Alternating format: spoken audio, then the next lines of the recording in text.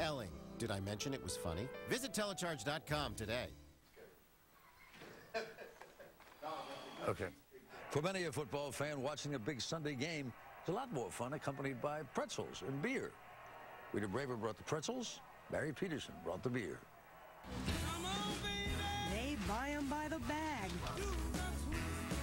They buy them by the box. They eat them in the morning. Is this breakfast? Yes, it is. They eat them all day long. We start twisting the pretzels all night long. Dan Dizio and his college roommate, Len Lehman, opened the Philly Pretzel Factory in 1998, aware that while the average American consumes 2 pounds of pretzels a year, Philadelphians eat 20 pounds. It's a Philly deal, so that's why I like it. The company now has 120 locations across 9 states. We got 125 million pretzels this year. 125 million pretzels. Yeah, to me, I pinch myself every day. German immigrants, now known as the Pennsylvania Dutch, brought soft Bavarian pretzels to the state. But it took American ingenuity to create a hard pretzel here in the small town of Lidditz, when Julius Sturgis decided to try some soft pretzels he'd burned in 1861. He said, you know what? These taste pretty good.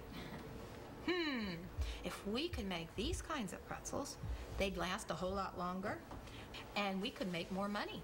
His old factory is now a museum, where historian Marianne Haynes explains that pretzels date back 1,400 years, first made by monks to represent the way children should say their prayers. So they put one hand on one shoulder. Can you do it with me?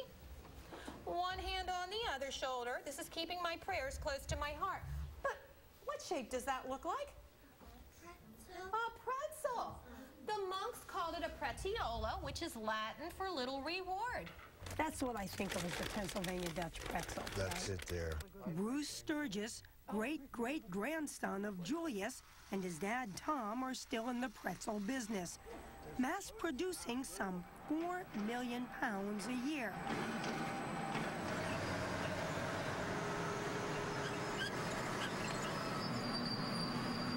They still test their pretzels the old-fashioned way. You can listen to it, the way it breaks, the way it snaps, and tell if it's baked well.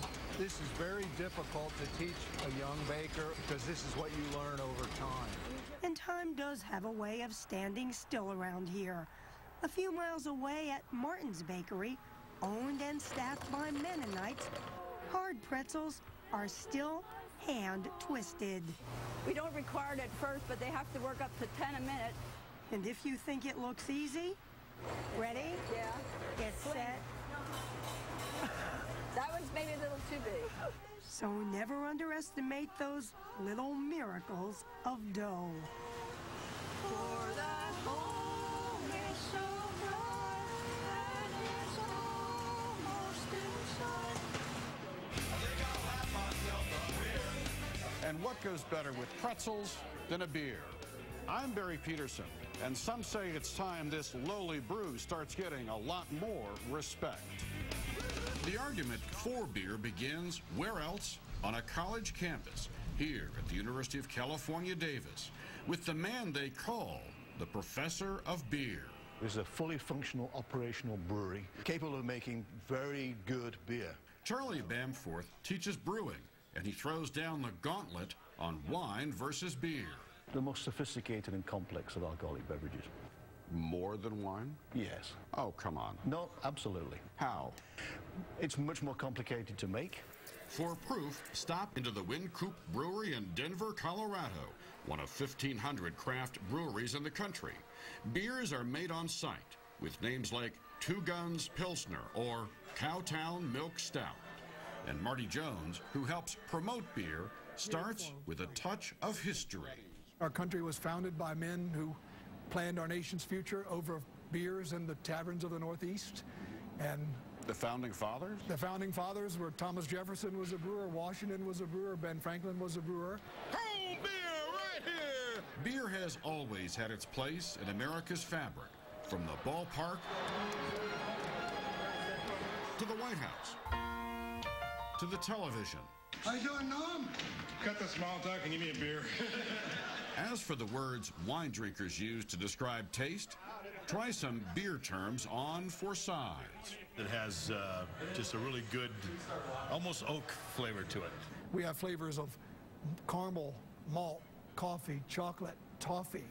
Then you add hops and you get aromas of pine and juniper and citrus and grapefruit and orange. But let's face it, the problem with beer is not about the pint, but the perception. Andy Brown is the Wynkoop brewmaster. It's the Rodney Dangerfield of adult beverages. You know, we just can't get no respect. In my mind, the difference between beer and wine is James Bond, elegant and supremely sophisticated, who knows his clarets. But the wine is quite excellent. And John Belushi in Animal House. Is this part of the problem that you face? It is. What I'd love people to realize is that, sure, there are beers for the party animal. Men behaving badly. Yeah, but there are also beers that are to be savored and enjoyed as a perfect accompaniment to food. Wine snobs and their rituals?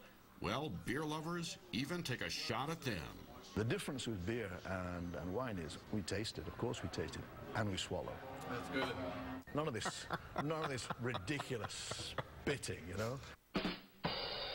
And there are more craft breweries popping up, many with a delicious desire to experiment with new mixes and tastes.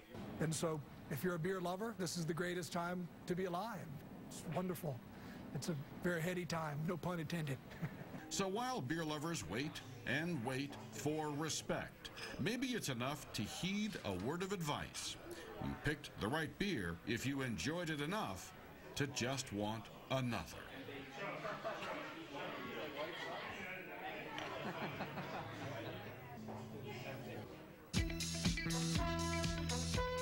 Ahead. Did you ever get tired of JR? Never. Larry Hagman remembers Who Shot JR. And later, that's very good. Say cheese. Logistics makes the world work better. When it's planes in the sky for a chain of